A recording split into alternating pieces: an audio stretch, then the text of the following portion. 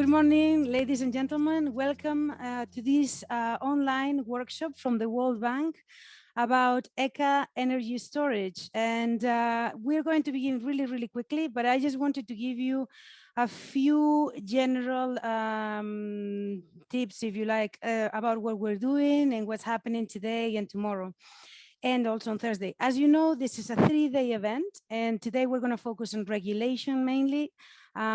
Tomorrow, we're going to go more into technology and case studies, and the day after, we're actually going to talk about costs and financing of energy storage. So we are talking today all about energy storage. And with me today already in the screen, you can see the speakers for the first session and also the keynote speaker.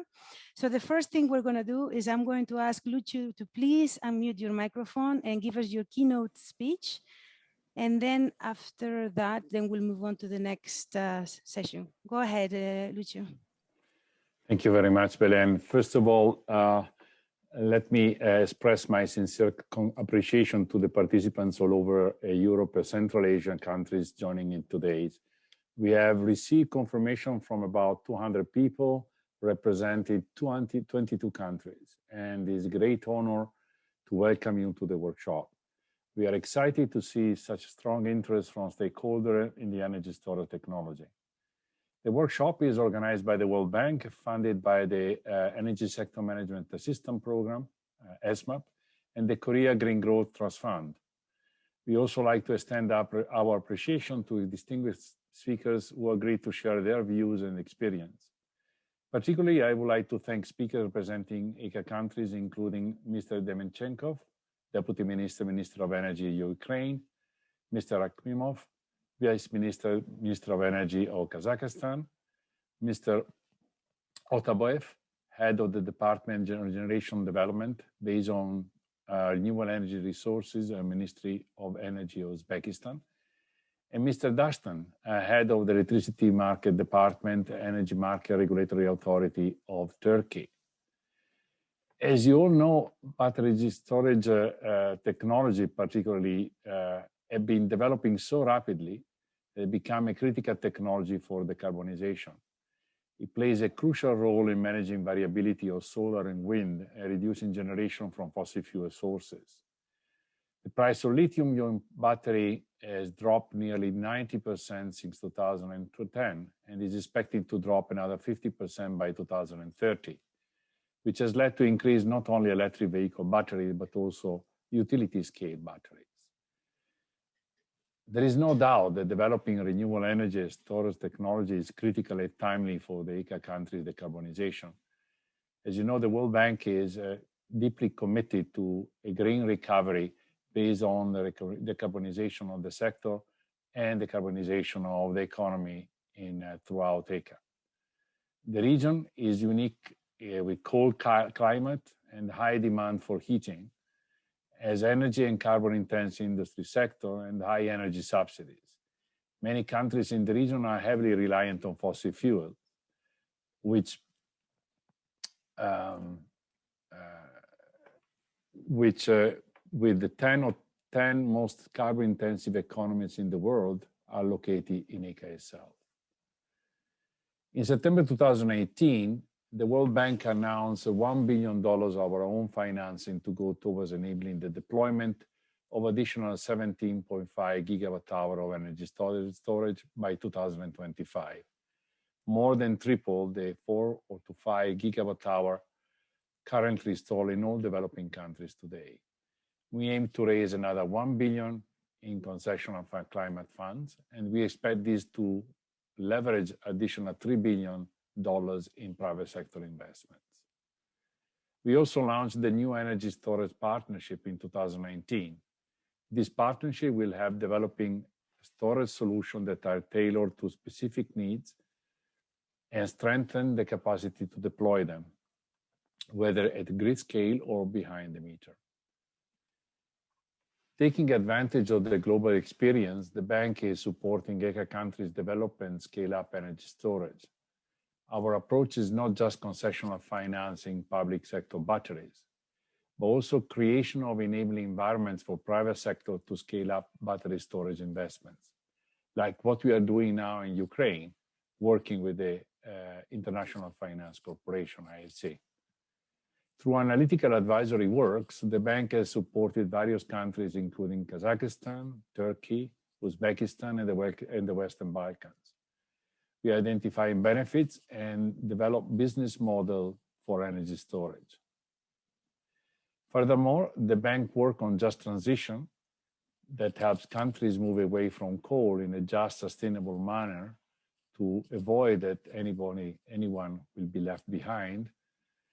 Include also energy storage development. Will contribute to the decarbonization of the power sector, heating, and the transport sector in our ECA countries.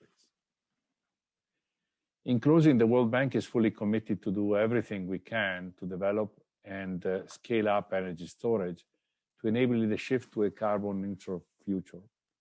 We hope the presentation in the workshop will be relevant and useful for our colleagues in ECA so that they can apply the knowledge acquired during the workshop to real operations. We would like, obviously, the workshop to be as interactive as possible, as engaging. So we look forward to an active participation in this time of COVID. I wish you all the best and stay healthy and be well. Thank you. Thank you very much for that, that welcome speech, Lucio. And I just wanted to take this opportunity before I introduce the first panel to let you know that we have available translation to Turkish and to Russian, and that can be found in the translation button. If you press translation, you have Russian, English, and the third one is Spanish. There is no Turkish specific button in Zoom, so we put Turkish there. So please, ladies and gentlemen, if you like to move into the languages, please use those buttons. And without further ado, we'd like to thank you very much, Lucio, for your introduction, your kind words. And I'd like to introduce the first panel. And in the first panel, we're going to be talking about global trends of energy storage, markets and regulations. And with us today, we have three key speakers that I'd like to ask you to introduce yourselves, please, very shortly. So first, Rahul, could you please introduce yourself for the people who may not know you? Sure. Thank you very much, Belen. Hi, everyone. I'm Dr. Rahul Walawalkar. I'm founder and president of India Energy Storage Alliance, as well as president and managing director for Customized Energy Solutions India. I've also served on board of directors of US Energy Storage Association, as well as served as president or chairman of Global Energy Storage Alliance, and have been working closely with World Bank team since foundation of the Energy Storage Partnership. So it's an honor and a real excitement to be part of this workshop. Thank you. Thank you very much, Rahul. Now, next, I'd like to ask Christoph to introduce himself, please. Hello, everyone from Germany. I'm working here as researcher at the Fraunhofer Institute for Solar Energy Systems. I'm heading here a group for energy system and energy economics. So we do a lot of grid and system analysis on energy storages. And yeah, by the way, my institute is also doing technical developments in battery technologies and has a huge lab on battery technologies. Thank you very much, Christoph. And last but most certainly not least, Luis, could you please introduce yourself? Hello, everybody. I'm Luis Munuera. I'm with the International Energy Agency. I'm with the Strategy Office of the IEA, the Strategic Initiatives Office. And there I lead our technology work on energy storage and on smart grids. So every year we produce assessments of where energy storage is doing well around the world, where it's not doing not so well. What's the technological progress and so on, and then we run the scenarios, which is what the IEA is most known for, on what comes into the future, looking into the future. Excellent. Thank you very much to the three of you. So this session, we're going to delve deep into the market challenges and opportunities for storage markets worldwide, from a little bit of everything: technology, cost, regulation, trends, localization, manufacturing, and also how the batteries actually add flexibility to the grid. So without further ado, I'd just like to ask Rahul, if you can prepare your presentation. So, and whilst Rahul prepares his presentation and unmutes his microphone, just a few tips for everyone here, okay? The structure of this first session, it's going to be, you're going to receive 3 presentations, and then we're going to have a Q&A. The Q&A button is at the bottom and you can send your questions there. I will pick them up. We have more than 20 minutes for questions and answers at the end. So please send your questions through the Q&A at the bottom of the screen, okay? The chat you can use for to introduce yourself, to talk, but if you send us the questions there, they're easier for us to manage. We're recording this session and all of the materials will be available, so don't worry about that. You will get the materials. Just without further ado, Rahul, go for it. Thank you very much, Belen. I hope everyone can see the screen. Yes, we can see the screen perfectly. Thank you. Okay, perfect. Yeah, so as Belen mentioned, the first session, we are going to talk about the global policy regulatory development. And also the way I see it is no longer about just the markets. I think every region and every country is realizing that energy storage is becoming crucial for the national energy security. And we see there is a lot of initiatives happening on supporting R&D, manufacturing. And this is an exciting time. I think the coming decade is going to be a decade for advanced energy storage technology. So I'll highlight on those aspects. But just to start, as I mentioned, I'm founder and president of India Energy Storage Alliance. It's one of the younger energy storage alliances started in 2012. We started with just 5 members in 2012, and now we have grown to more than 130 members. We also have very strong partnerships with 20 plus national and international partners. And we have set our mission to make India a global hub for energy storage, R&D, manufacturing, and adoption.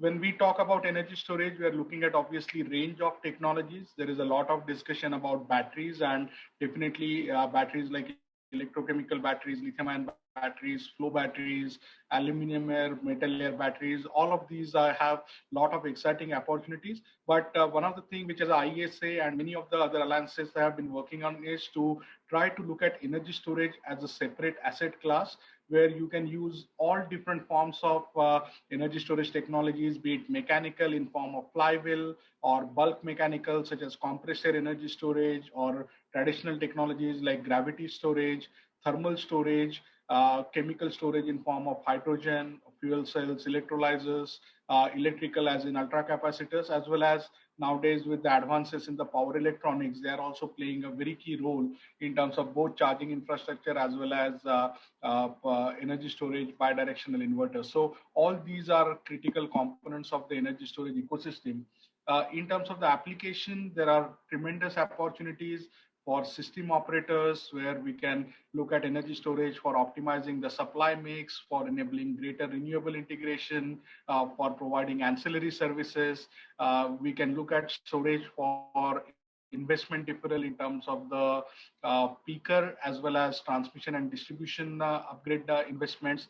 Energy storage is enabling microgrids for allowing economic developments in remote areas, as well as reducing diesel for islands and other areas. So there are lots and lots of opportunities, and obviously storage can also be placed behind the meter on the customer premises, and apart from these benefits also provide power quality and reliability benefit.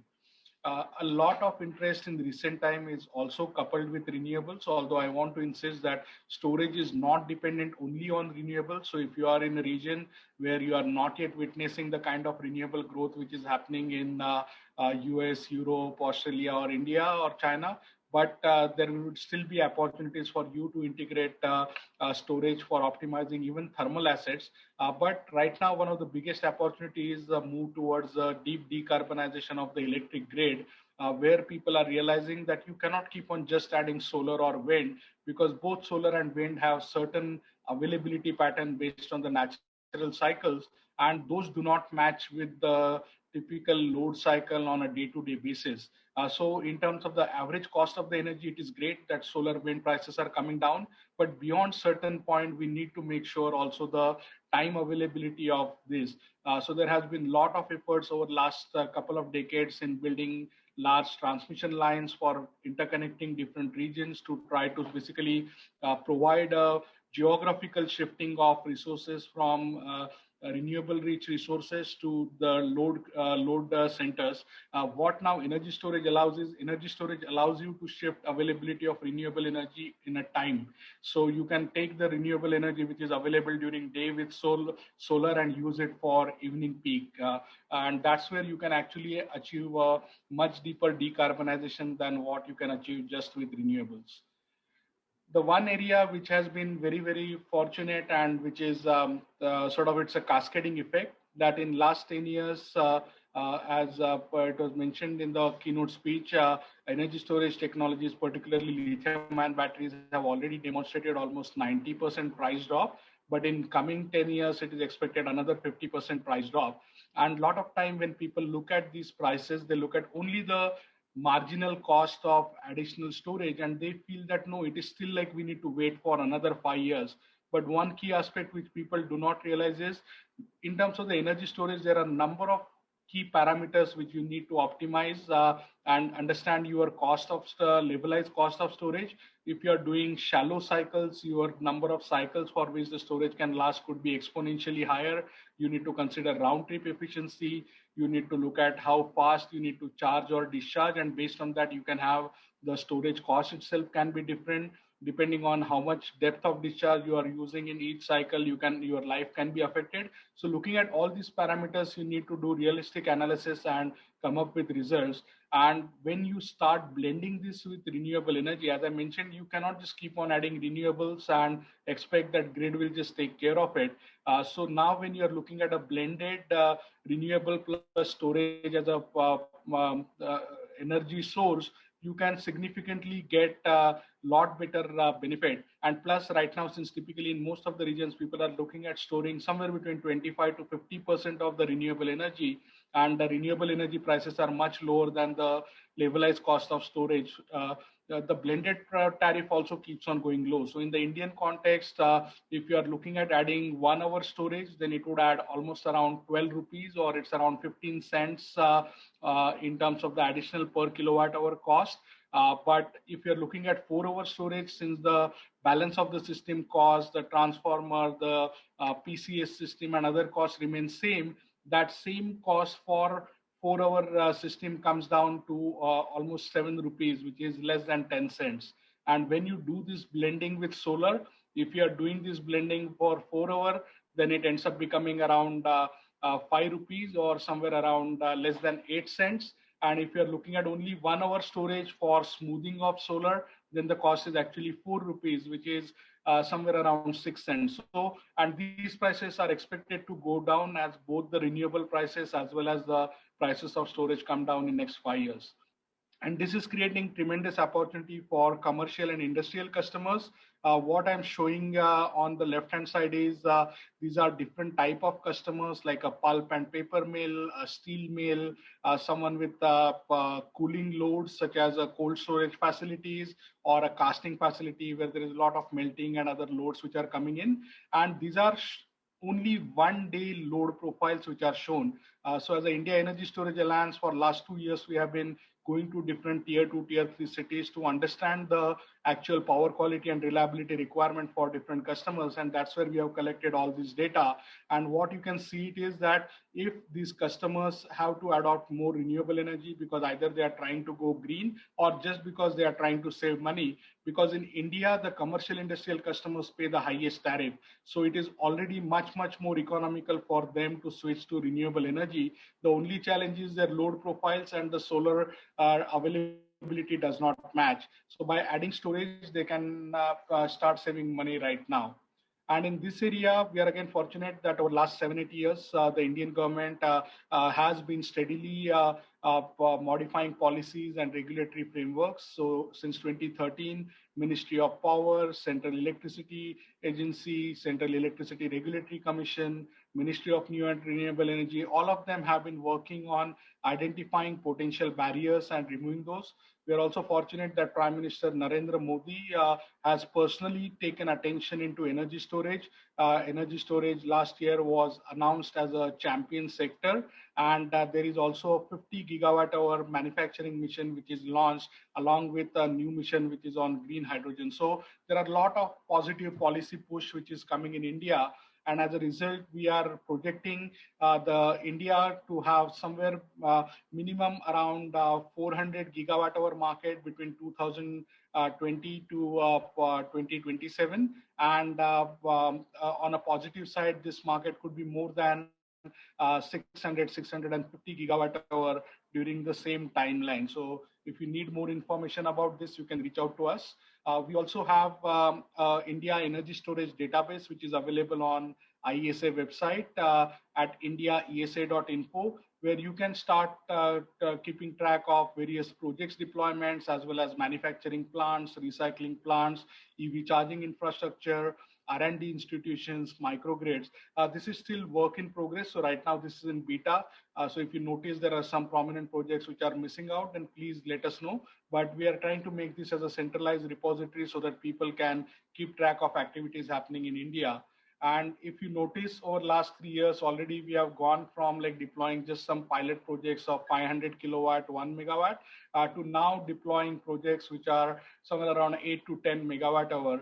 And we have already last year during the COVID pandemic, one of the largest tenders for hybrid projects was released, where Solar Energy Corporation of India, the central nodal agency, they have awarded project to Renew Power and Greenco for two projects where they are looking at 1200 megawatt of wind solar hybrid, with one project with pumped hydro and one project with battery energy storage system.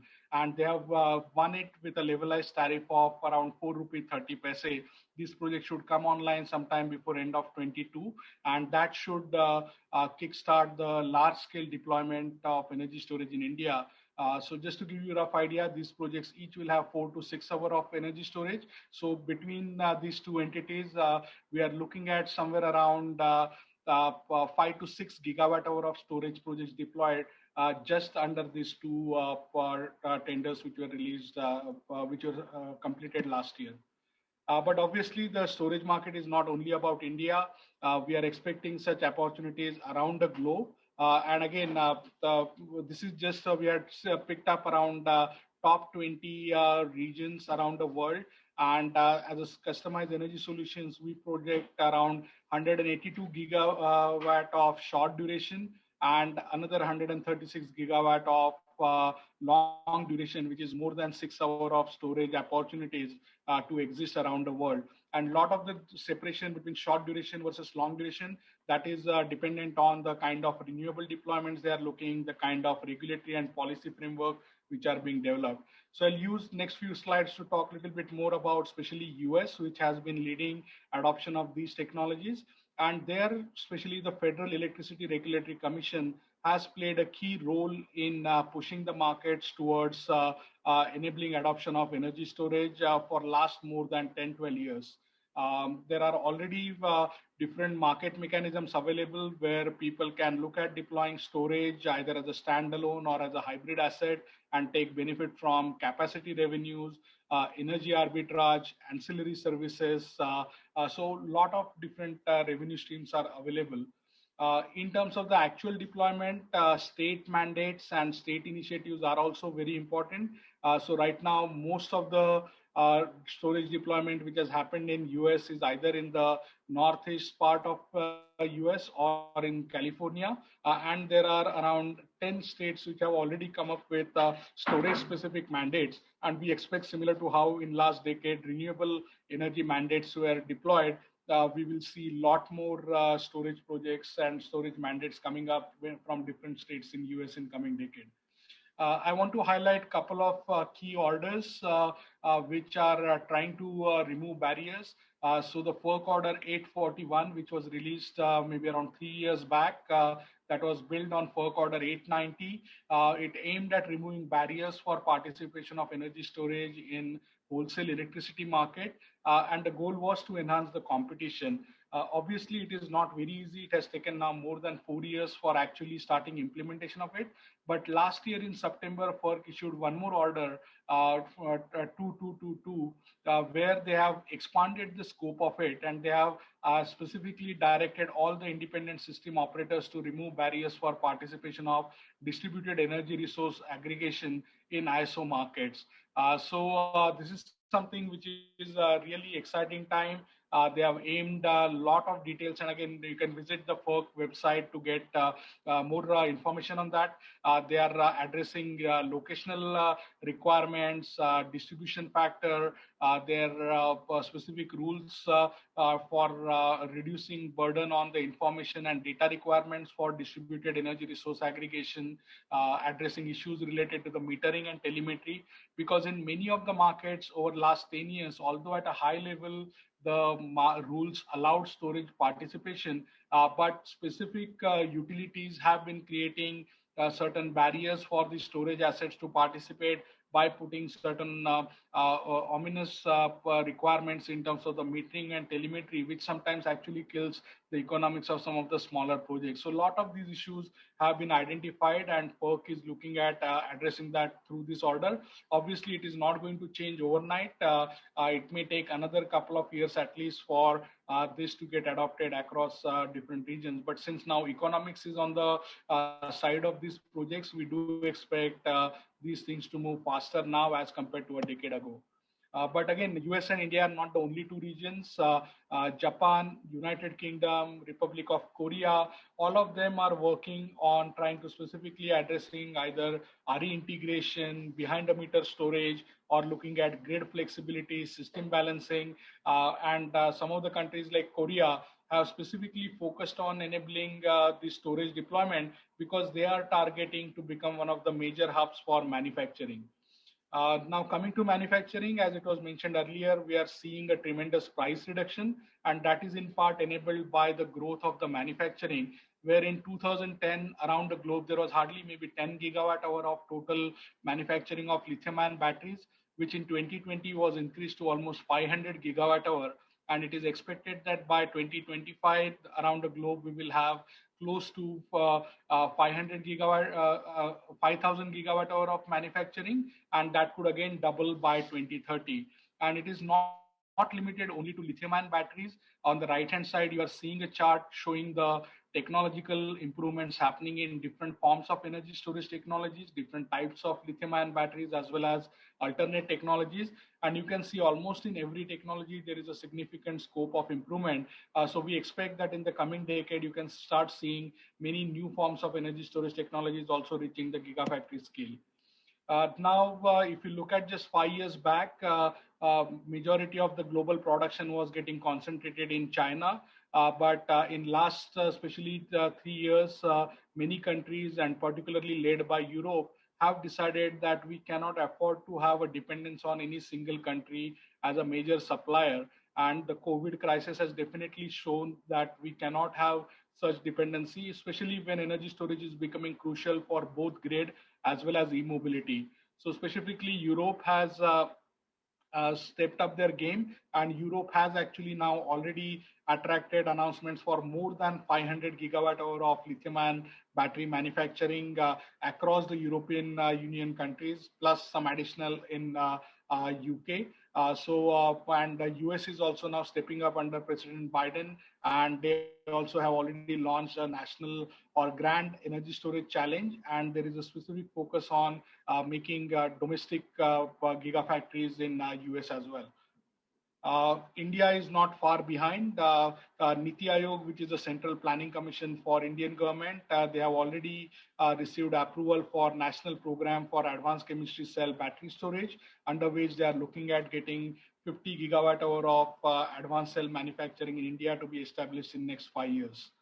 Now in this area, we obviously need to look at the global raw material and supply chain. So here is a map which IESA had created with World Resource Institute, mapping all the critical minerals in the energy storage area and mapping their availability.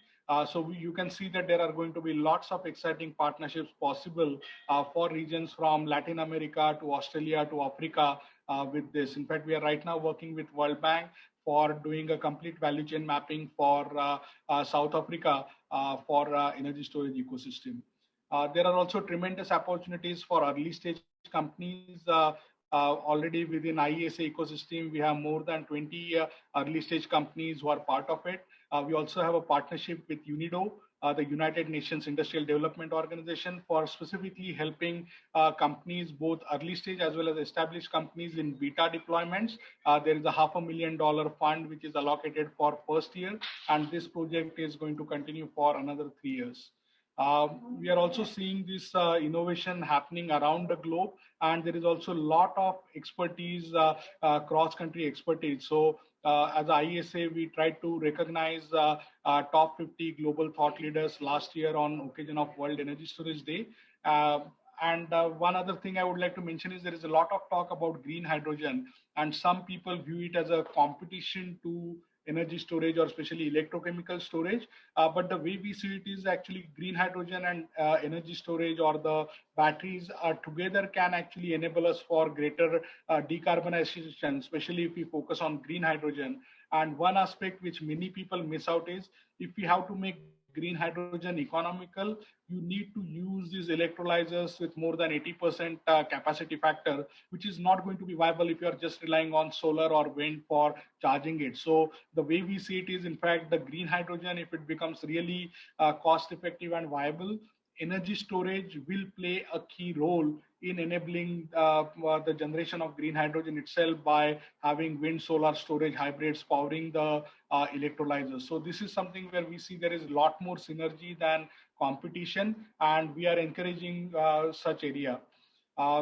Lastly, I would like to request all of you to mark your calendars for 22nd September. It has been celebrated for last 5 years by Global Energy Storage Alliance as a World Energy Storage Day.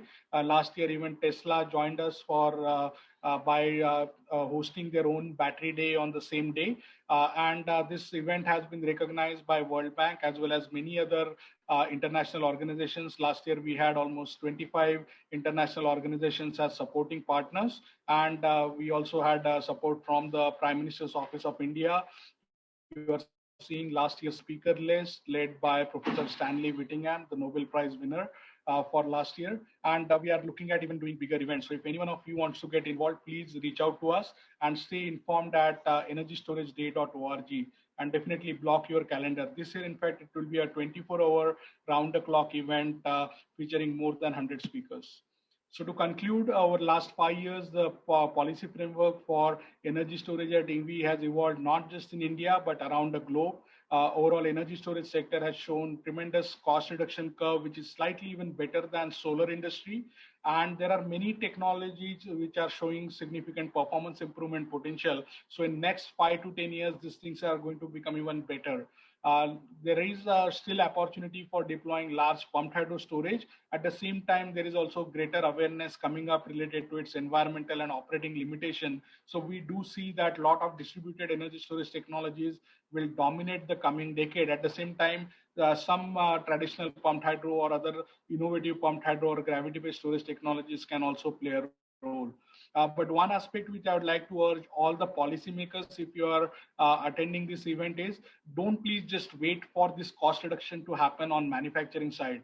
Because what we have noticed is that almost half the savings in terms of the levelized cost of storage is happening from the learning what people are able to achieve during the optimization of the assets, by extending the life of the assets, by improving efficiency and optimizing the design of the entire system level thing. And those things you cannot do it just by watching PowerPoint presentations. So these are the areas where each country needs to accelerate its deployment of these projects.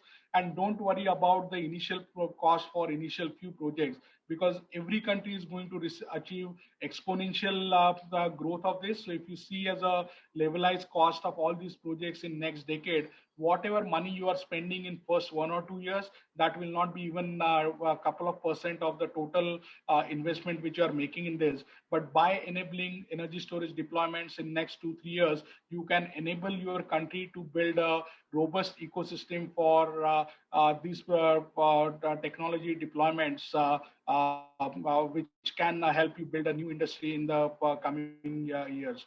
And lastly, I would really encourage a lot of cross-country collaboration. I know that in last year, there is a lot of nationalistic attention of trying to just localize everything internal. But the way I see it is by doing that, actually, we would be delaying some of these transitions. There are a lot of opportunities for global cooperation. And that's where the World Bank Energy Storage Partnership is very, very valuable. And I thank the entire World Bank team as well as all the partners who are working with the Energy Storage Partnership for stepping up and making this possible. If you want to know more about these things, you can visit etn.news, which is a dedicated news website focusing on energy storage and e-mobility related activities, as well as we have certain podcasts and other reports available. So with that, I'd like to end my opening presentation, and happy to take any questions after the other two presentations are done. So thank you very much. Thank you very much, Rahul. You do not disappoint. Your presentations don't disappoint. So thank you very much for all of the knowledge that you've shared with us. I think it's gone from like the local to the very global. So it's been very, very interesting indeed.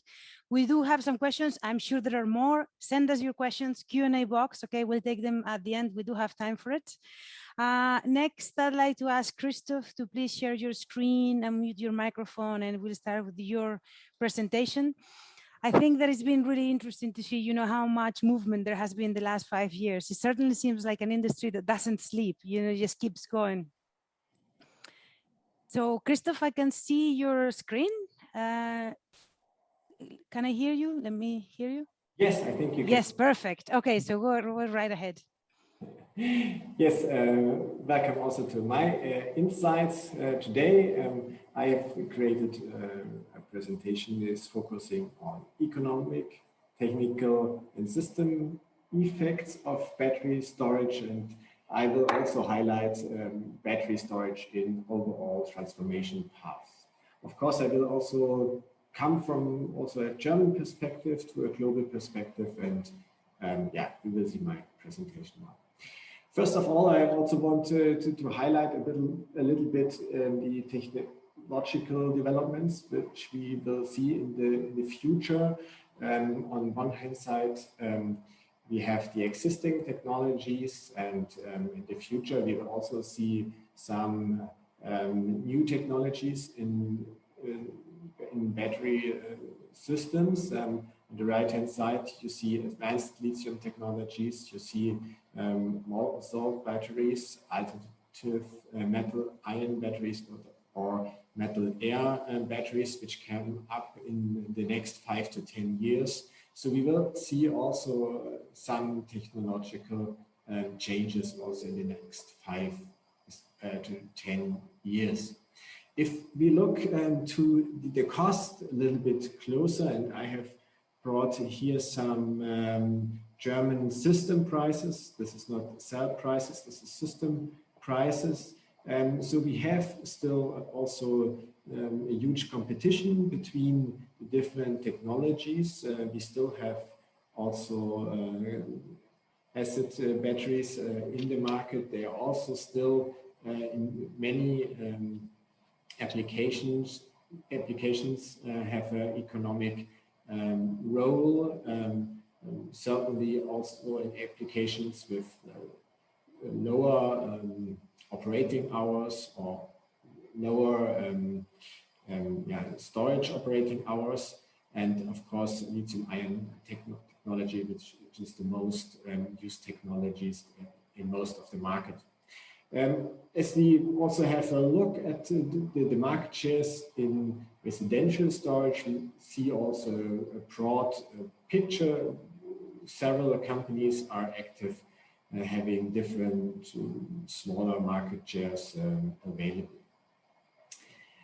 If we look to the German system, we see a strong increase in small PV battery systems, which means that we have many households now installing PV systems with battery systems.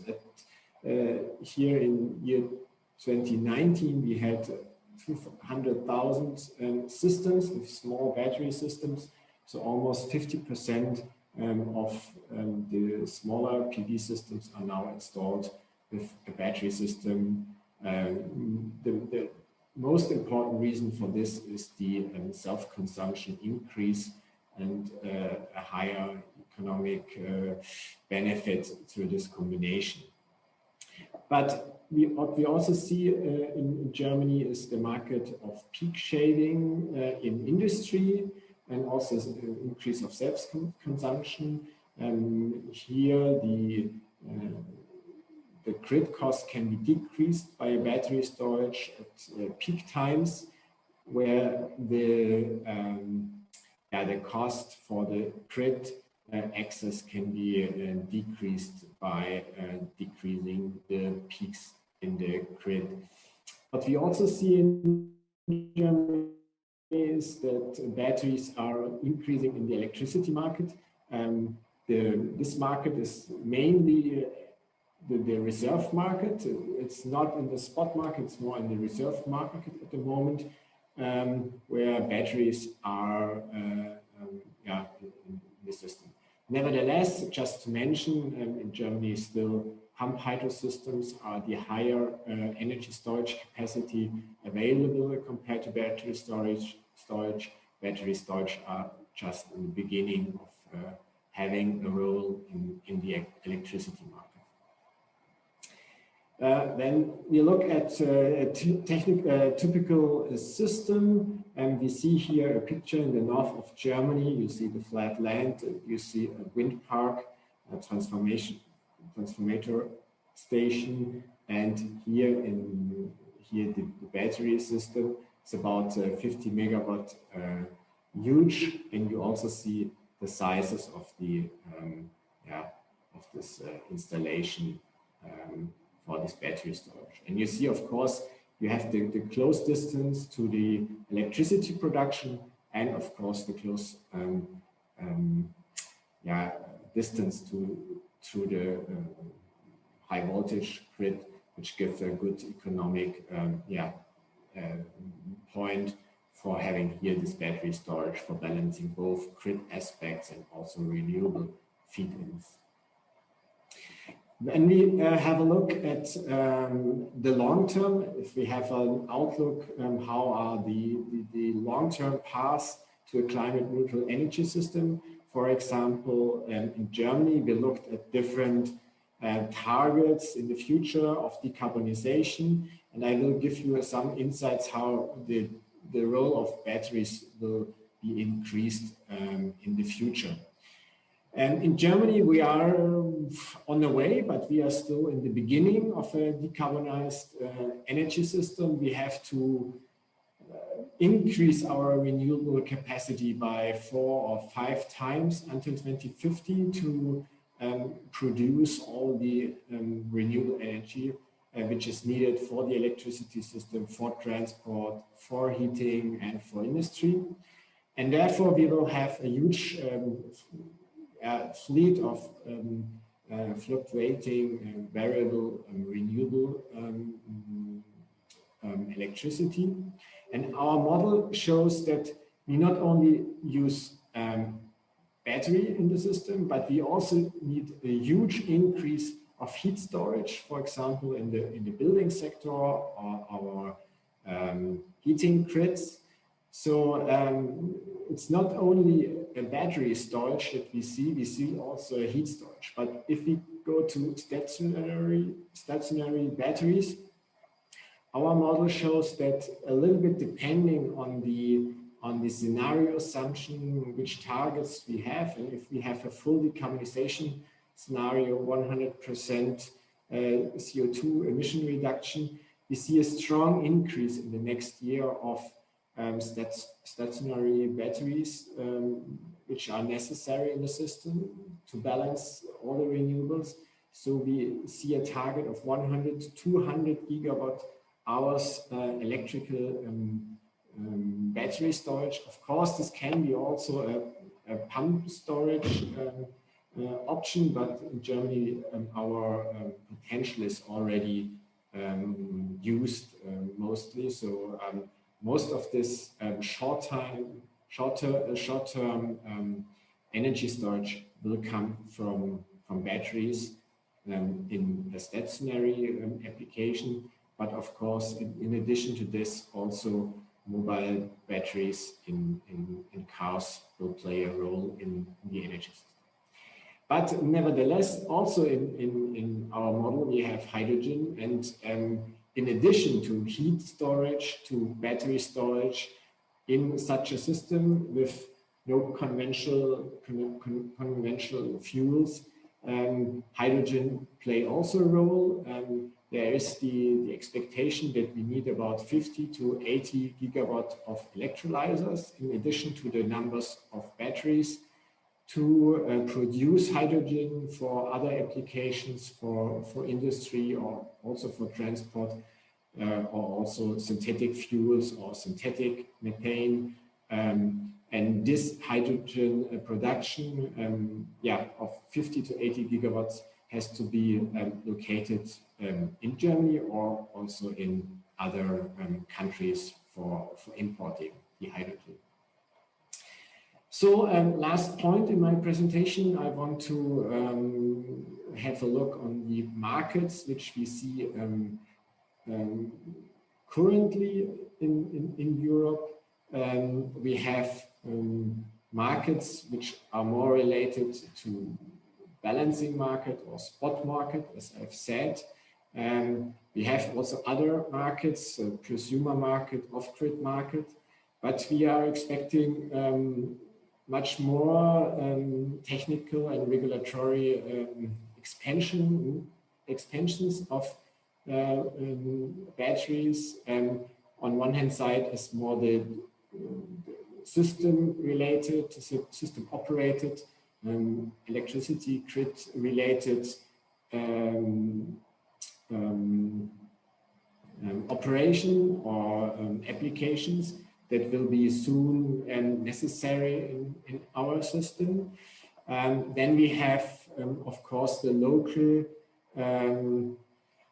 aspect of grid congestions, specific grid points which has to be strengthened.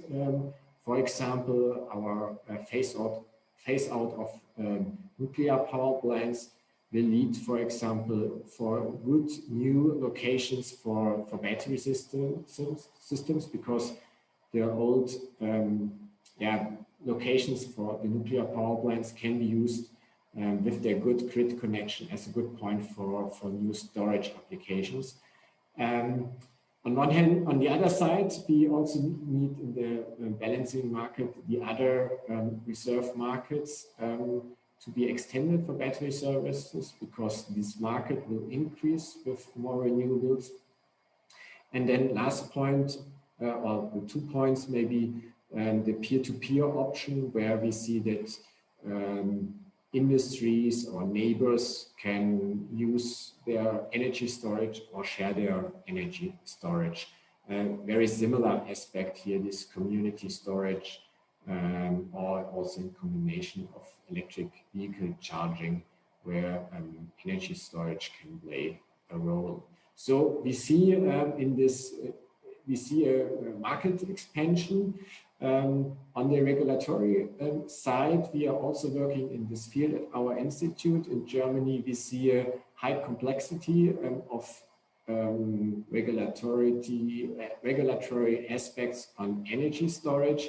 On the right-hand side, you see, for example, a matrix of grid fees that has to be considered on the different levels where this energy storage is placed, and which kind of taxes or fees has to be considered for each energy storage operation. So it's always a very detailed work to set up the energy storage in the different markets, and to be in line with all the regulatory aspects that are already in place. And I have put here some aspects how, for example, in the balancing market, the many new directives will also change the regulatory also in the next years for batteries in the balancing market. So this is a very dynamic field, you can say, where many aspects will also be adapted by the increasing share of batteries, stationary batteries in the system, and in this field, all the stakeholders have to be very close to the market or close to the current regulatory aspects, which has to be considered. With this, I want to come to an end. I think with the transformation, the system will have a fully different picture, a new character. We will need much more energy storage, but it's not one kind of energy storage, which I want to make here. We have the combination of the different energy storage systems. And of course, there is the framework conditions are also on the way to be changed to capture this aspect.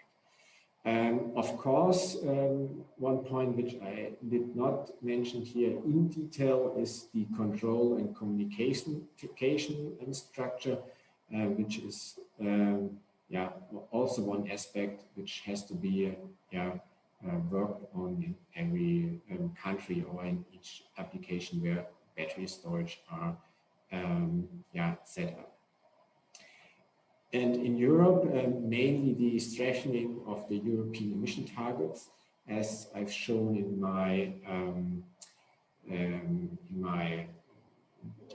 charts with these bars, increasing bars, the increasing European emission targets not only increase the need for renewables, it also increased in combination with the renewables, the need for energy storage. With this, I want to thank all of you for listening, and yes, of course, also the organizers for inviting me and giving me the chance to speak here. Thank you. Thank you very much, Christoph. Thank you very much for your presentation and giving us details on what's happening in the German market and also beyond. Could you stop sharing that presentation with us? Thank you very much, Christoph. So as I said before, please keep sending your questions through the Q&A box. We will take them at the end. You will have an opportunity to ask Rahul, to ask Christoph again.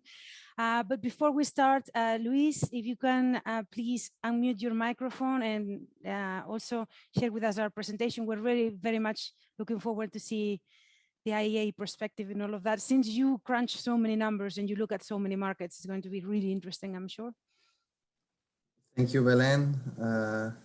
Thanks for the introduction. Let me just quickly bring up. Perfect.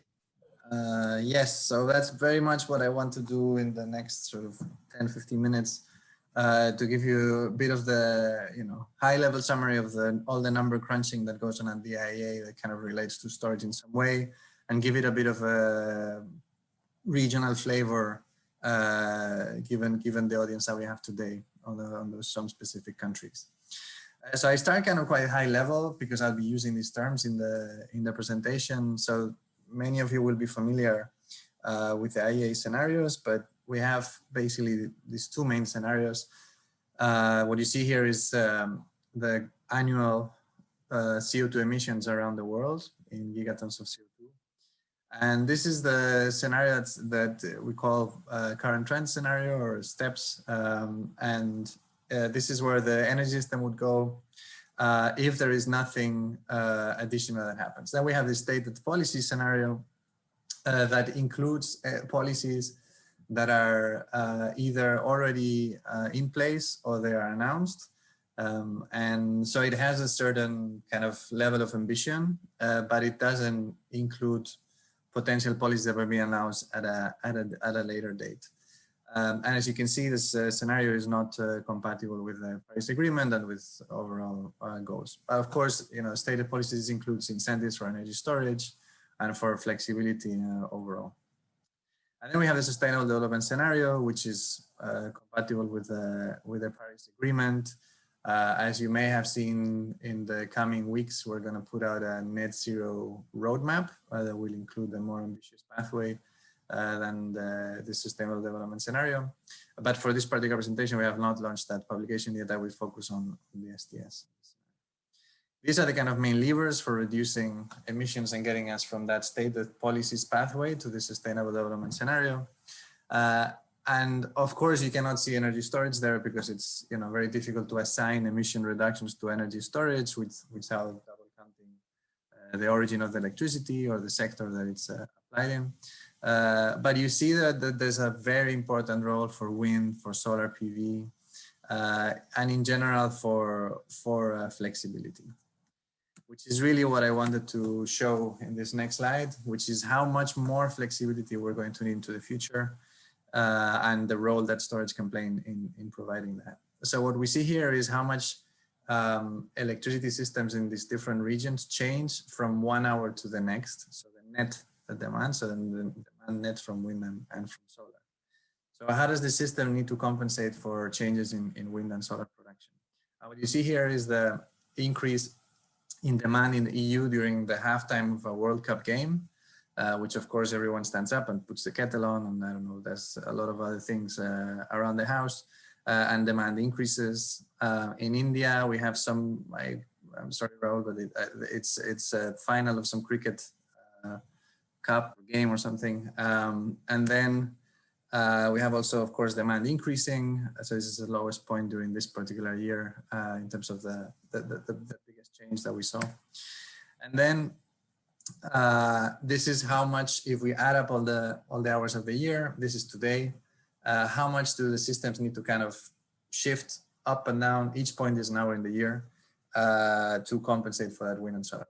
So this is today in the EU, in the United States, in China and India. And then if we move to 2040, we have flexibility needs doubling around the world. So you see this as a kind of stretching out of what the systems need to do. And if we look at a scenario that's compatible with Paris Agreement, we would see globally flexibility growing eightfold, so 8 times much more flexibility as we have today.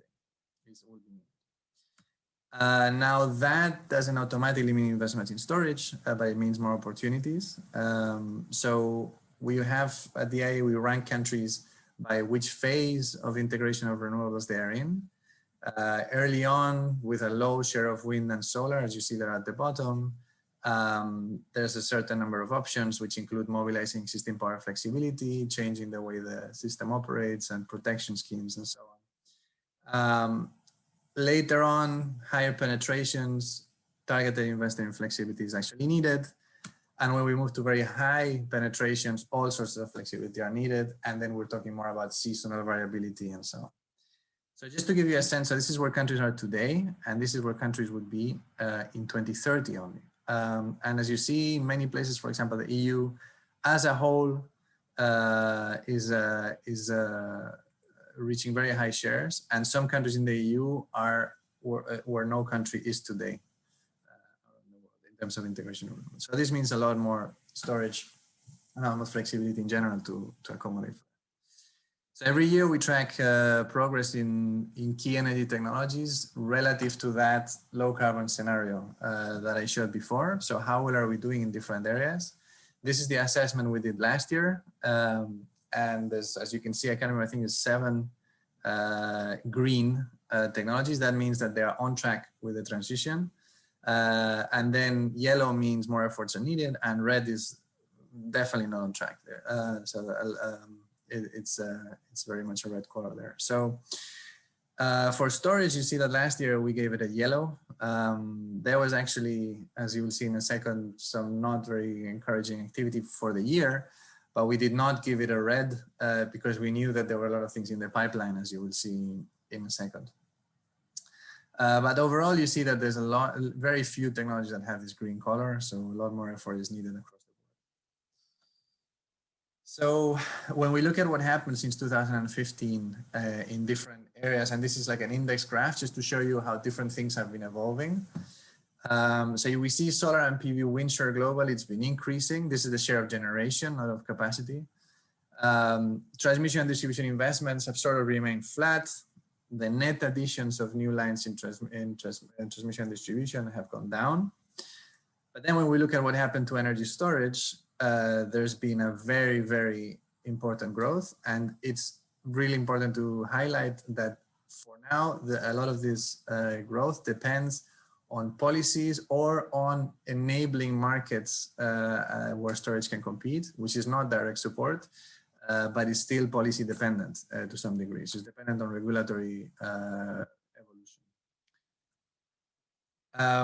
And as I said, so last year we had a sort of stagnant year. Well, sorry, I say last year, I'm still talking about the publication, I'm in 2019. What we see now, looking at 2020, is that the picture has sort of changed quite significantly. So last year overall, the global energy storage market, it was not significantly affected by the pandemic. It was a record year. This year was led by Europe, by China, by the US, and Korea became the fourth country in terms of deployment. And most of the markets are now reaching the scale of the gigawatts, which is an interesting milestone, and it's kind of an important sort of inflection point for picking up. And when we look at where this storage was installed, we see that actually, even though there was this trend in 2018 where there was more behind the meter storage that perhaps coming than in grid scale, this is changing. So the grid scale market did have a record year. We had a bit over 1 gigawatts of installations, and there were records in a number of countries, in the US, in Japan, given the phase out of the feed-in tariff, in Germany. But moving forward, what we expect is that utility scale storage is going to continue to dominate everything we see in the pipeline. So around a little over 10 gigawatts of projects. They are vastly utility scale projects. And in terms of what happened in Europe, I'll just come back to this one in a second. It cooled off slightly in 2020. The growth, you can probably tell from the figure. Leading countries as before, they've been UK, they've been Germany. The UK is still the largest market for utility scale storage in Europe. And then there were other opportunities as well for new markets, frequency regulation and so on. But if we take together Germany and the UK, they account for a little under 2/3 of the installations that we see in the pipeline. And then we also in Europe, we see new activity in the south of Europe. We see in Italy, in Spain, in Portugal, in France, there's been new interesting developments as well. Now, looking a bit at what's been happening in terms of where storage is being deployed and how it's being used. We also see these changing trends that I mentioned before reflected in the applications. So as we know, the value of storage really depends on the application that it's being deployed on. Some applications are very high value, but the market maybe is relatively small. And as we know, stacking revenue streams from different applications, of course, increases the attractiveness of a storage asset. But it's important to say that not all services can be simply stacked together and added up. There's an utilization issue as well. So what we are seeing when we look at 2012, the transformation from 2012 to 2019, is that utilities are investing in capacity in the large scale. As I said, like many of the installations are utility based to support the achievement of clean energy goals and net zero commitments and so on. So this category of shifting energy, which includes co-siting, has increased year on year, and it accounted for around 50% of all the capacity that was installed in 2020. And while residential, of course, it's expanded, but it remained smaller compared to these other applications, but it actually did reach a major milestone as well last year. And then this category of system services, as you can see, has been decreasing. It used to be one of the major applications. It's fallen now to a relatively low share. These are this can be very profitable markets, but in some regions we're seeing a saturation of some of these markets because they're not huge or they have not been facilitated yet in many countries. And this was also highlighted by Rahul, I believe, in his presentation, to say that even though today over 90% of installations of storage of new storage are batteries and lithium-ion batteries, to be specific, there's a lot of other technologies that are being invested in as kind of innovation bets and even demonstration projects at scale. There's projects on compressed energy storage, on liquid energy storage, and on thermal storage as well.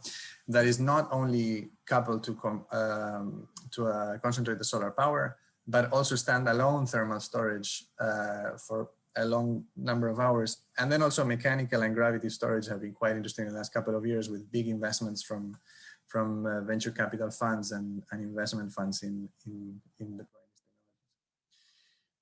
this one I will maybe skip, but just to say that of course the competitiveness really depends on the system, and it's not like we see a lot of assessments that are not system specific. And without having that specific knowledge of the system, that long-term perspective, that planning for the long run, it's very hard to find transferable cases for energy storage. So really any analysis needs to be system specific, and at the IEA, we are running these analyses for different countries and trying to look at, how do different storage options compare, pump hydro versus battery storage versus other options. In the future, we see, of course, a lot of growth in our scenarios, in the sustainable development scenario, over 600 gigawatts of capacity in the latest WIO that we expect to come online, and utility scale batteries are really paving the way. But one thing I wanted to highlight is my final points, is that most of the innovation that's happening in batteries is not necessarily being driven by the power sector. So this is how the market looks like in terms of battery manufacturing for different applications. And here we see consumer electronics, we see batteries that are using power EVs, passenger EVs, sorry. We see other EVs, and then we see storage as in like grid scale storage or behind the meter storage. Now, if we look at what's happening so we can already see that the market for storage is actually relatively small. The production of batteries, so the innovation that goes into them is small compared to the innovation that goes to other applications. If we look into the future, that's a really much more noticeable change. So what you see immediately is that the volume of batteries, which is also something Rahul showed in the Gigafactory slide, the volume of batteries is going to increase dramatically. But we also see that the amount of batteries that are going to go to other applications is going to be big. So the power sector is going to be a taker of cost reductions in batteries and a taker of technology. So there will be very kind of previous generation technologies that the power sector is going to be able to inherit at a lower cost. And then we see a key area of focus in countries that are starting to develop storage in those aspects of a storage system that are not the batteries themselves, because these are internationally traded technologies. But things like integration of the battery with the rest of the system, the power conversion system, even simple things like the installation itself, the housing and so on, and the deployment and installation of the battery itself. Those are very important components to keep that cost trajectory going down. And then my final slide, which is just to say that in our scenarios, we see a lot of potential for storage that is not traditional storage, but for batteries that are in electric vehicles. So as I showed before, we have a little over 600 gigawatts of batteries on the grid in IEA scenarios. And we see around an equivalent number of gigawatts, an equivalent capacity from flexibility from electric vehicles that, as countries deploy electric vehicles, charging smartly when it's good for the system and not when it's good for individual consumers, and even eventually going to feeding electricity back into the grid, what's called vehicle to grid. Those can deliver very, very large amounts of flexibility and probably deployed at a relatively low cost since the assets are already going to be there. So this is my final slide. Happy to take any questions in the following. Thank you very much, Luis. And if you can stop sharing, please. It was a very interesting presentation indeed. And there is a few questions for you there. I'd like to first introduce someone that you may all know already, but that I didn't get the chance to introduce before. Koji, please, if you could introduce yourself so that people get to know you a little bit. Hi, good afternoon, everyone. My name is Koji Nishita. I'm a senior energy specialist from the World Bank. I'm very pleased to see huge participation from all our ECA countries. As Lucio said, the bank is already supporting this technology. So we are very happy to see your interest. And very special thanks to Rahul, Christophe and Luis for excellent presentations. We are pretty much looking forward to interactions on Q&A session. Thank you.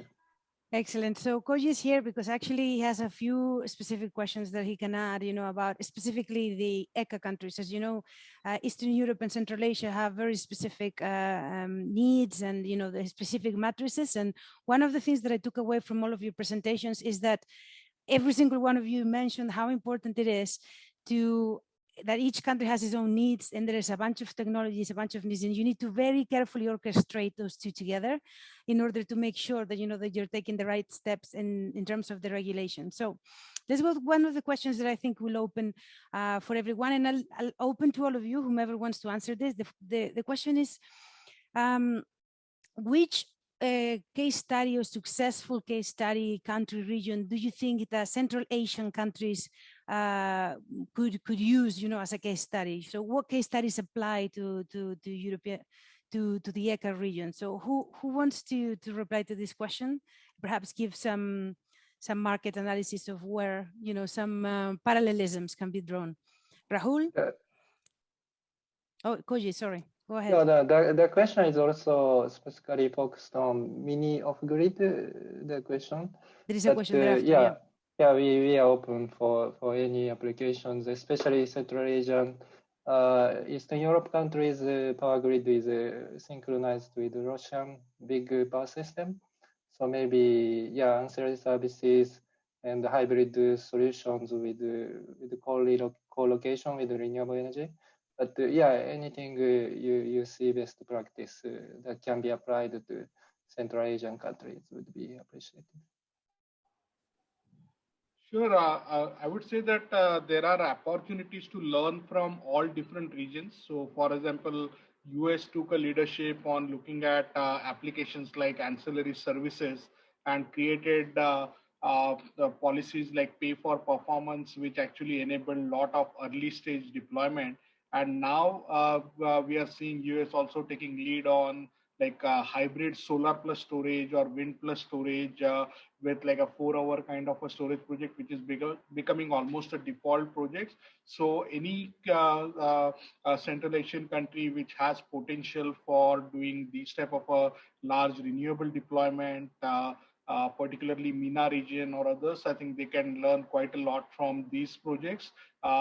In terms of mini grid, I would say India has done considerable work, but there is also a lot of work happening in Africa right now, as well as some of the island countries like Philippines, Indonesia, also have a lot of good experience on mini grid development, where people have looked at, especially for offsetting diesel. That has been the primary case studies for mini grids. So those are the things where technically I think a lot of good examples are there. But on mini grid sides, one of the challenges so far has been on the business model side, where a lot of mini grids or microgrids which have been deployed, they have been deployed through some donor funding.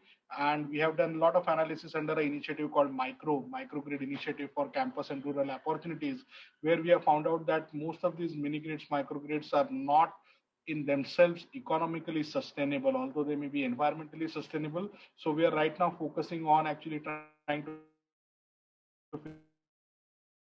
figure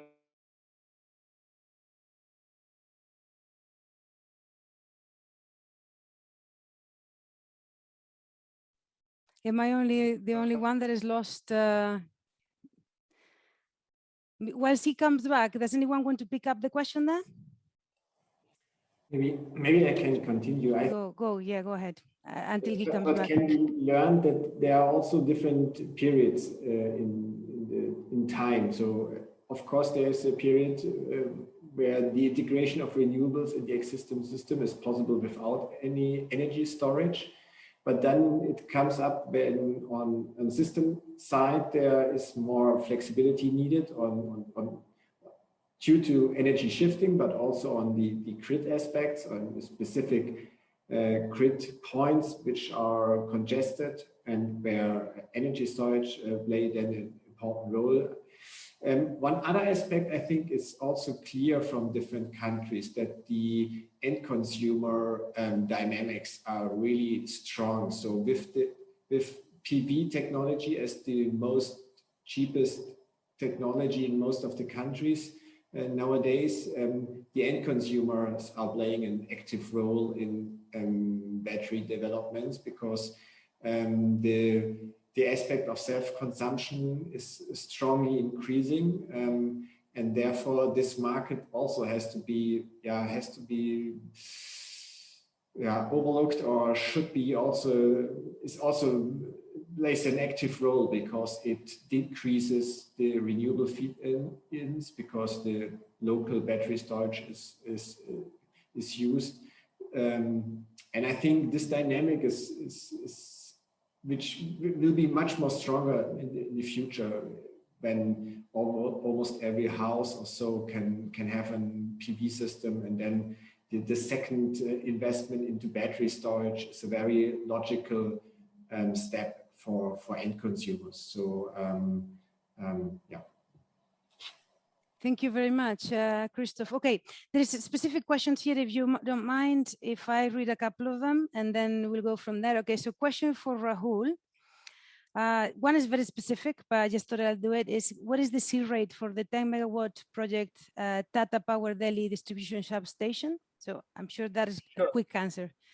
Yeah, so that is sized at 10 megawatt hour, so 1C rate, but they are also looking at certain peak shifting applications for 2-3 hours. So they are using it to try to actually demonstrate the diversity or flexibility of storage to deploy multiple services. So, but the design C rate is 1C. Thank you very much, Rahul. And another one. Does the Indian government consider any state programs to raise energy storage efficiency in the long term? If so, what will be expected? What will be the expected storage capacity levels in the rural areas of India for the forthcoming decade? So it's about rural areas. I'm slightly confused with the two parts of the question, because I think those two parts are separate. So if I'm not answering it the right way, please feel free to send any repeat question. But the first is, yes, Indian government has a separate department called Bureau of Energy Efficiency, which has been looking at specific areas related to the energy efficiency standards. And there is already a Energy Star rating for UPS and inverter systems, which is already there. So Indian government is looking at creating awareness amongst the consumers. Also, currently, India Energy Storage Alliance is working with some of the other industry alliances to try to bring together green labeling for energy storage, where energy efficiency will be part of it. But apart from that, we will be also looking at sort of the sustainability in terms of right from the manufacturing process, the recycling ability for the technologies, all of those will be factored in. So yes, there are a lot of activities happening in that area, especially through Bureau of Energy Efficiency. Also, there's another government agency called Energy Efficiency Services Limited, which has actually transformed the way the lighting energy efficiency in India has changed. So we are working with them for looking at how to incentivize more higher energy efficiency storage systems deployment in India. The second question was in terms of how much storage deployment is expected in rural areas. So in fact, unlike some of the comments what Luis made, which are true for developed countries, in fact, in India right now, there is a huge market for energy storage behind the meter.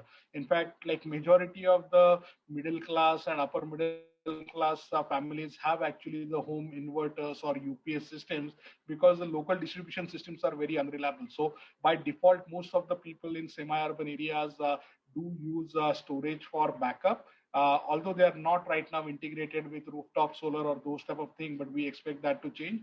And we are seeing with the demographic changes, with the some of the government policies coming for encouraging employment in the rural areas, and also digitization, where now people don't have to travel as much to the cities. We expect the demand for such UPS and inverter systems in the rural areas will keep on growing. So we do see overall the numbers what I mentioned, that Indian market for stationary storage between 2020 to 27, it's somewhere between 250 to 400 gigawatt hour. Out of that, around 70% we are projecting the market as a behind the meter market. And within that 70%, maybe somewhere around 30% plus market, we expect to be on a cumulative basis to be on the sort of tier 3 cities or rural areas. Thank you very much, Rahul. Question for Luis. High storage capacity sensitivity, is it relevant to pumped hydroelectric storage technologies as well? It's right. Sorry, high storage capacity sensitivity? Is it relevant to pumped hydroelectric storage technologies as well? Is the open question that you have now.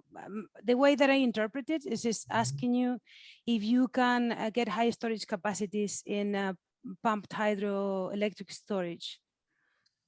Yes. I mean, I'm not entirely sure if the question is around the capacity. I'll answer both questions. If the question is around like the capacity component of a pumped hydro plant versus the energy component, or just in general, the capacity of storage that will be deployed worldwide.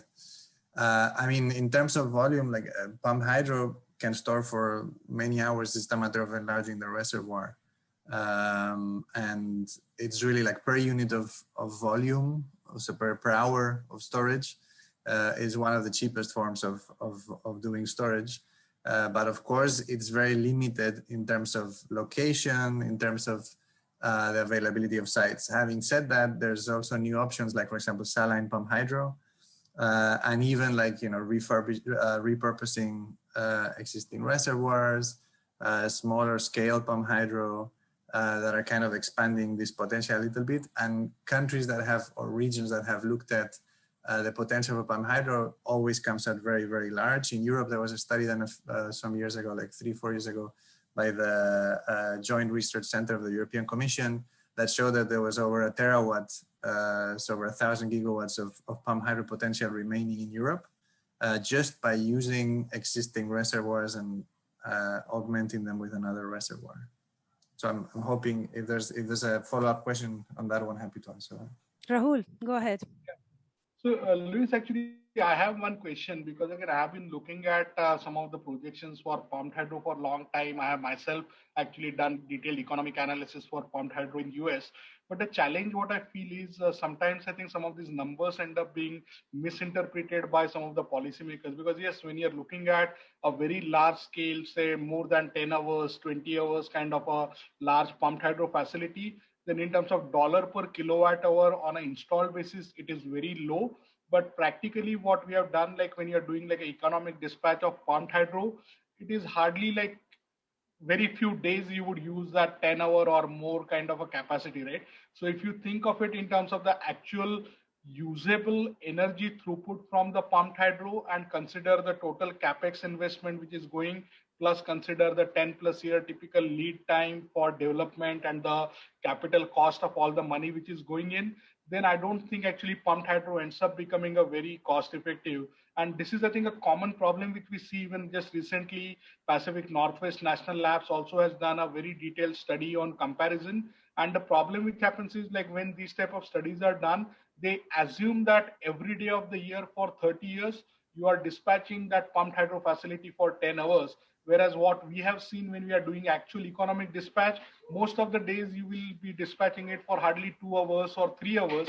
And there will be only like maybe 5 days in a year where you will dispatch it for full 10 hours. So then like a total capex divided by the energy delivered by it, it actually the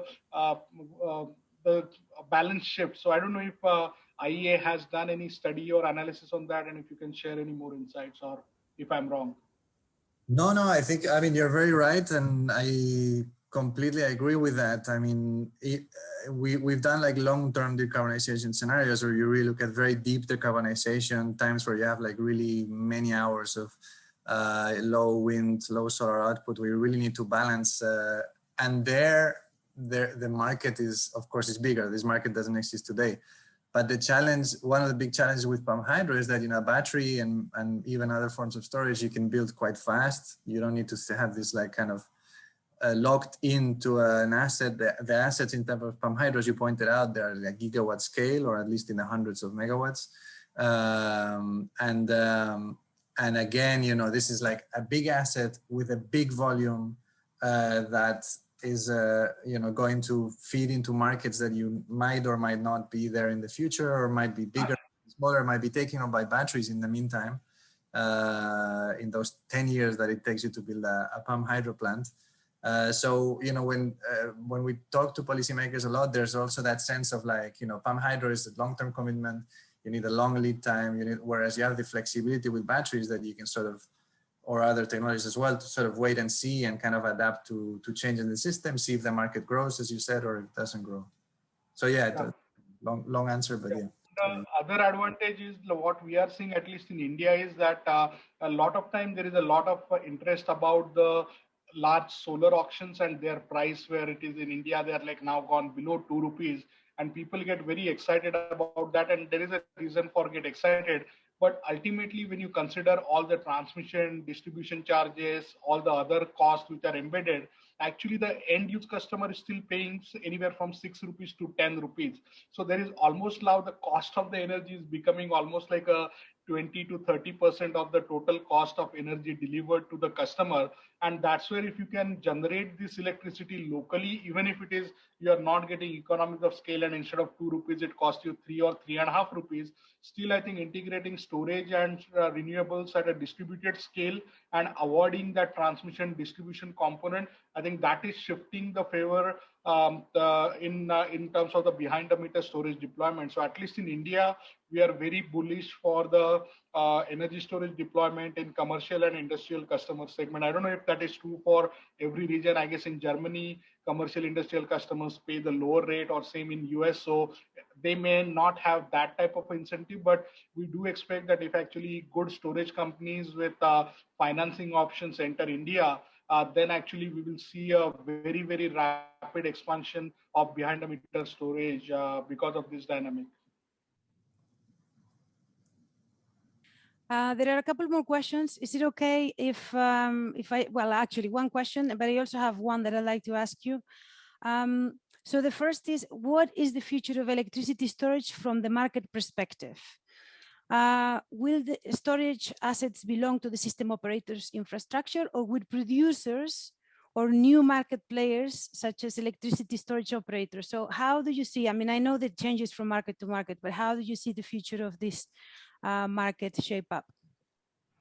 So I can mention about US and Europe, US and India, and then maybe Christopher and Luis can take for Europe. So in both the markets, I don't see system operators owning the storage assets. There are certain regulatory and policy frameworks where the system operators are prevented from owning such assets.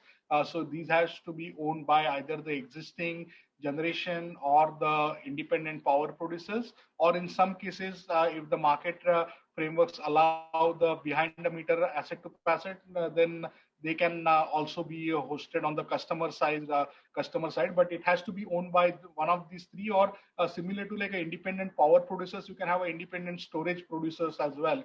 So it doesn't have to be tied even with the existing renewables, but we see a lot of deployments right now will actually get driven by the IPP segment. That's what we are seeing, especially in US, where companies like AES, NextEra, Res Americas, these are the ones who have taken lead. And in some cases where there are regulatory right frameworks or state mandates, then even state or public utilities or others, they are also taking lead. But except for those cases, if you're looking at market driven, then we see independent power producers and then behind the meter taking a lead in this area. Christoph? Just in addition to this, in Germany, we see a discussion on the grid operator's side to be also able to operate energy storage for grid purpose. So this is currently a discussion on a regulatory basis. In addition to this, we see new companies as aggregators also in the market, operating a huge number of smaller batteries and marketing them as a virtual power plant in the electricity market. So this is also one aspect that we see here. Okay, a question for everyone. And Koji, if you have any questions, you can ask maybe after. Question for everyone. Yeah. We mentioned the fact that there are the market for lithium ion has been driven by the EV market. But it seems to me like the goals of the EV market and the goals that we have in energy storage are completely different. In the EV market, what you're trying to get is light batteries that have as much energy, pack as much energy as possible, and that really like they can grab as much energy as possible really, really fast, right? Because we don't want to wait around in terms of charging and charging them rather. But in energy storage, usually weight, size is not much of an item. The issue whether there is fast charging or this is really immaterial. So if we are developing technology in one direction, how is it going to help us with the other movement? Is it going to help? Is it probably may hinder, the development of this technology? Actually, I just want to put the question out there to see whether we can really trust the price coming down in vehicles in terms of utility energy storage. So Luis, did you want to start with the answer? Yeah, I mean, that's a great question, I have to say. So, I mean, I think there's a few factors there. Like one, as you say, so batteries in the transport sector are sort of optimized. The technology innovation is happening in maybe other directions that are not like pure cost reduction. You're also looking for range, you're looking for energy density, as you said. So yes, absolutely. And in the power sector, when you have a stationary battery, the density is not as important. Land is somewhat not as important a factor there. Having said that, so a few things that we're seeing is that, for example, in battery manufacturing capacity, so once the technology becomes sort of for transport becomes sort of last generation, that means there's a lot of sort of mothballed or unused capacity for manufacturing that can cheaply manufacture batteries that are used in the power sector. So that happened with LFP in China, where there was a move to a higher standard for density in batteries in China. It meant a shift to a different technology, and then this LFP capacity then suddenly became available. So it could happen that sort of like ugly duckling technologies in transport then get inherited by the power sector. And then there's this issue about reusing, repurposing batteries for second life. We see this as a less of a role. We're less bullish from the IEA perspective on that because of a lot of details in terms of like how the economics work for that, for repurposing cells and packs. But overall, I think the innovation push is so huge, even if the vectors are not there, the direction is not fully aligned, is so huge from the transport side that it's hard to see how it would not work that way. Today, we have cheap batteries or whatever, cheap or expensive, whatever cost they are in the power sector because of innovation that happened in consumer electronics and innovation that happened for EVs, not because of that. And then the only last thing I'll quickly say is what I mentioned as well, that to keep the cost trajectory is not just about the battery. So for example, you have inverters where innovation comes from power applications mostly. You have all these other ancillary sort of supporting technologies around the battery that are also dependent on the power sector. So software, controls, and so on, all that has a different cost reduction trajectory than the batteries themselves. And there's a risk that it could just become flat and stagnant and so on if we don't focus on that. Thank you very much. Yeah, Rahul, go ahead. So I agree with Luis. Just to add, because we have been working quite closely with some of the companies who are setting up gigafactories in India for last 2-3 years. And we have studied this in a very, very detailed. So one of the things is, although the technology in terms of the chemistry is changing, the manufacturing process is more or less similar across LFP or NMC. So if you have designed the right gigafactory, then you have the option to actually change the materials for cathode or anode at any time within a notice of 1 or 2 days. You may have to just do some cleaning, and you need to incorporate that flexibility. And the way we see it is actually many of these facilities which are getting built right now, they are getting built by considering some of the changes which are happening on both cathode side as well as anode side in terms of looking at silicon doped anode or other things which are there. Obviously, there could be few new technologies come in like solid state or other, where there may be significant change in the manufacturing process, or what Tesla has right now claimed in terms of looking at the Maxwell dry coating technology. There you can have certain new type of manufacturing facilities coming in which are completely different, but right now more than 90-95% of the facilities around the world are using same process, and then there is some process optimization which is happening. But one aspect I would like to mention is, although there is a lot of focus on the e-mobility related things, a lot of these things will also apply for, like, for example, as Luis mentioned, LFP technologies which are optimized for stationary. Because of just the scale of the manufacturing as well as the optimization of the supply chain, we do expect even the LFP chemistries for stationary will show similar price reduction and performance improvement curve. But on the other hand side, in fact, there are a separate set of chemistries which are right now evolving with using very cheap materials, even cheaper than the batteries used with lithium ion, including sodium or iron or other metals. And we do expect that especially for longer duration storage, like 6 to 10-hour kind of a storage, some of these chemistries will also reach manufacturing maturity in next 2 or 3 years. So we think we don't need to consider just the automotive manufacturing or lithium-ion batteries providing that. I think that will definitely dominate next 10 or 15 years, the way lead-acid industry has dominated last 100 years of the industry. But at the same time, we are seeing a lot of work happening with groups like Breakthrough Ventures or others funding some of these next generation technologies, which can get commercialized between, say, 25 to 2030. Well, thank you very much. I think we're going to draw this session to a close. We really appreciate your time, your expertise, Rahul, Luis, Christoph, and thank you also, Koji, for helping me out with the questions here. I wrote some notes, on the takeaways. I think the most interesting thing is this technology is so extremely flexible. And there are so many different stakeholders. It can be deployed in so many different ways that one of the issues is trying and orchestrating this whole system together so that it works in your best advantage. The pros of a system like this is that it can adapt to anything. It can be flexible to anything that you have. The cons is, of course, that you have to think through exactly what you're going to do and how you want to do it. So sometimes you can have situations in which, the opposite advice is given. Like I've had this, and this is a question that I ask and I will ask tomorrow. Again, the people who are designing systems tell you, design the system exactly for what you need it so that it's most optimized.